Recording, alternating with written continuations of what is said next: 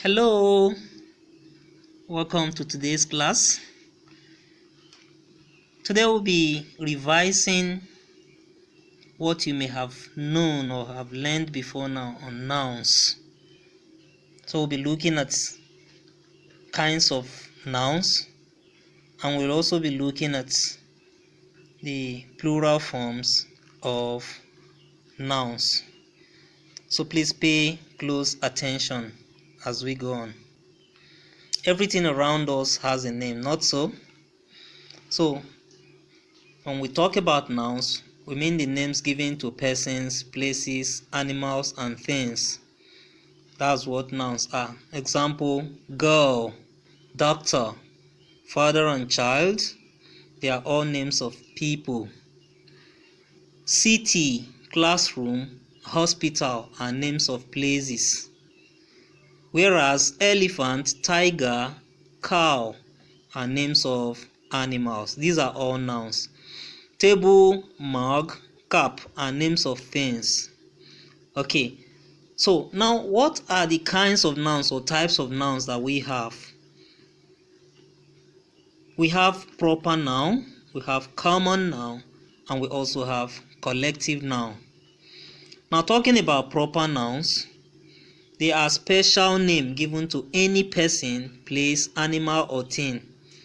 And proper nouns always begin with a capital letter, no matter where you find them in sentences.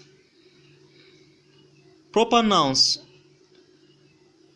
can be we can give examples of proper nouns in the sentences you find here. Owen lives in Benin City. Now look at Owen, it's a proper noun. Benin City as well is a proper noun. So even when Benin City came at the middle of towards the end of the sentence, you notice it started with capital B and capital C. So this is how proper noun function. Then we have Tega drives a Mercedes Benz. Tega is a proper noun, the name of a person. Mercedes Benz is also a proper noun, of course, a proper name of a car. Then we also have another example. In this example, we have Fluffy. Fluffy is the name of Dina's dog. Fluffy is a proper noun. Dina is also a proper noun. Okay?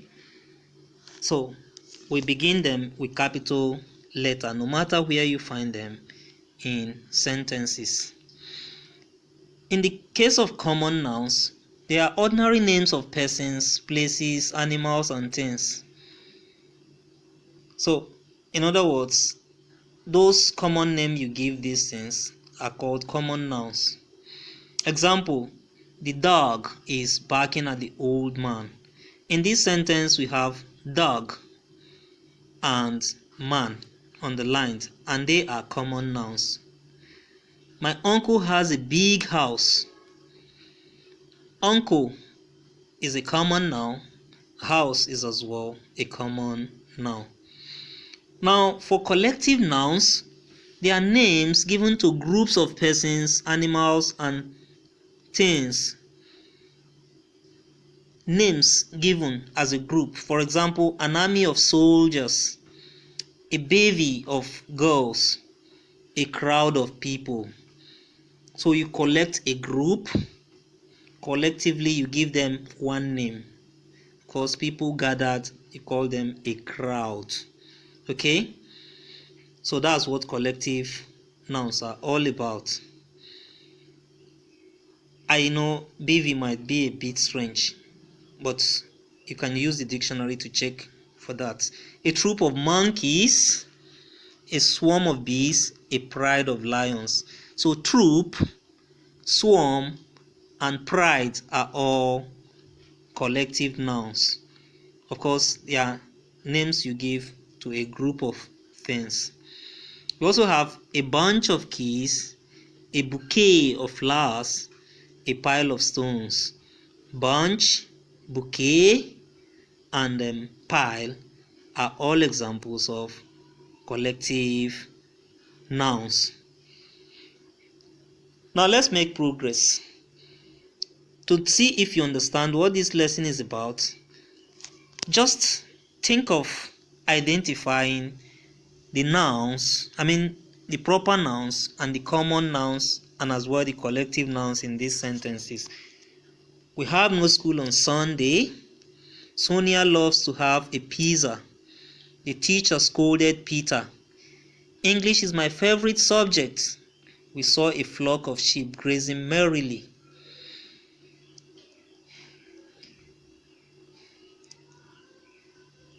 Okay, have a try. What do you have?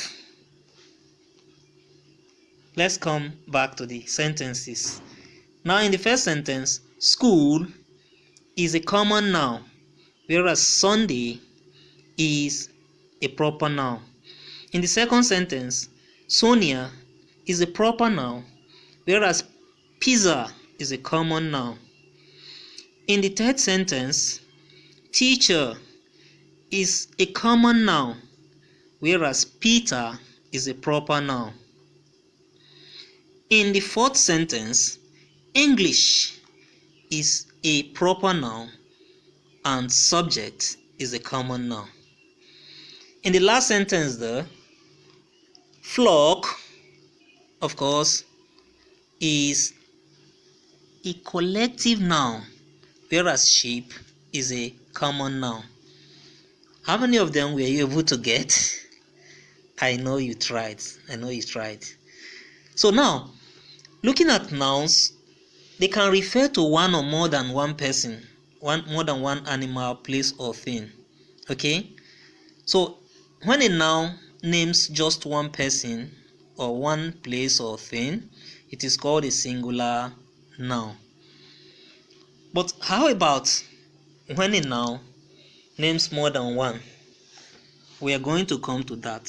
You see examples of nouns that name just one thing as we look on. Now, a noun that names more than one person, one animal, place, or thing is called a plural noun. So we can find these in examples that we have on the screen. Boys, cats, houses, flowers. Okay? So all of these are good examples of plural forms of nouns. Now, we used to add es to nouns that end in letters such as ch, sh, o, s, double s, ox, and z to get their plural forms. Now, we are going to find out practically how this happens. In the word ostrich, it ended in ch, as you can find, so we'll say ostriches. In the word dish, we'll say dishes. Mango ended in letter o, we say mangoes, so we added es. And in the word bass, we say basses. Princess, we say princesses. Take note of their end letters. In fox, we have foxes, and in quiz, we have quizzes. Okay? But sometimes some words ending in o take only s in their plural form, and you can see this in the example of piano. Okay, so rather than add es, we just say pianos, we add s. But how about ox? You would not have to add es, as what you have is oxen. So the nouns that end in a consonant followed by y change into plural form by changing the y to I and then adding es. So drop the y in such words and change it to I. Okay? Then you add es. So we have example of city, cities, country, countries, monkey, wouldn't walk. Okay? So you wouldn't add es or change y to I in the case of monkeys. Instead, you just add s. So monkey, monkeys. This is an exception to the rule that we just talked about. English is like that. The nouns that end in a vowel followed by y change into plural form simply by the addition of s. Okay? Now let's find out how this works. In the word key, we have keys. And to form the plural of a noun that ends in f or that ends in fe, what we do is to replace the f or the fe with ves. Example of this is in the word leaf, where we have leaves. But a few words do not follow the rule that we talked about. So when you hear the word chef, you just add s and you have chefs. Some nouns have the same form in the singular and in the plural. It remains the same, okay? Such nouns include sheep. There is nothing like sheeps. Hare, deer, okay? Bison. These are all examples of nouns that do not form plurals in the usual way. Okay?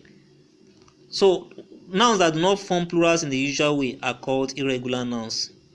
A few singular nouns form their plural by changing the inside vowel or vowels.